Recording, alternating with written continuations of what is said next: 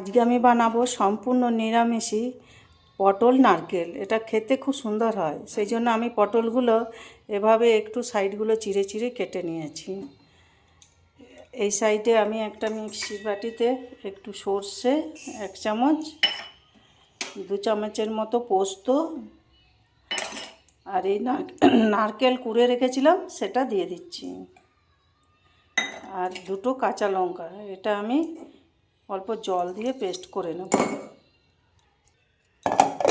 জল দিয়ে পেস্ট করে নেব। কড়া বসিয়ে দিয়েছি আমি, এবারে আন্দাজ মতন তেল দিয়ে, তেল গরম হয়ে গেছে।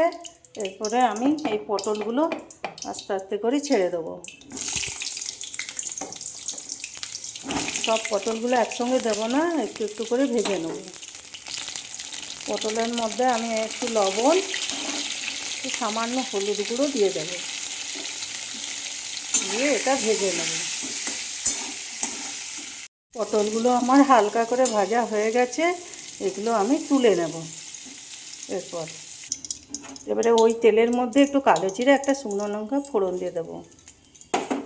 এদিকে আমার এটা বাটা হয়ে গেছে, ফোড়নটা আমার ভাজা হয়ে গেছে। এরপর পোস্ত, সরষে, নারকেল বাটাটা দিয়ে দেব। এরপর মিক্সির বাটিটা ধুয়ে অল্প সামান্য জল দিয়ে কষিয়ে নেব।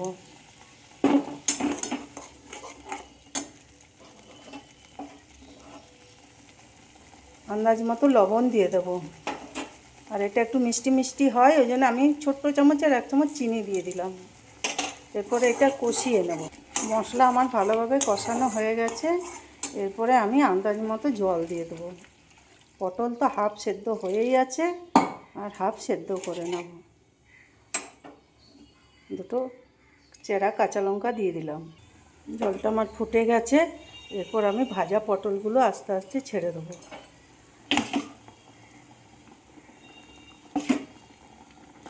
সব পটলগুলো আমি ছেড়ে দিয়েছি। এটা হলুদ পড়বে না, এটা আমি একটু চাপা ঢাকা দিয়ে দেবো।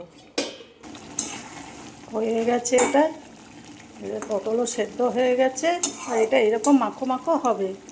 এরপর নামানোর আগে একটু কাঁচা সর্ষের তেল দিয়ে দেবো।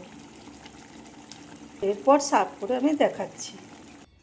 বানানো হয়ে গেল আমার দই পটল। এভাবে তোমরা একবার বানিয়ে দেখো, খুব ভালো লাগবে। আমি এটা বানালাম, খেতে খুব ভালো লেগেছে। ভালো লাগলে তোমরা লাইক, শেয়ার, কমেন্ট করে জানাবে।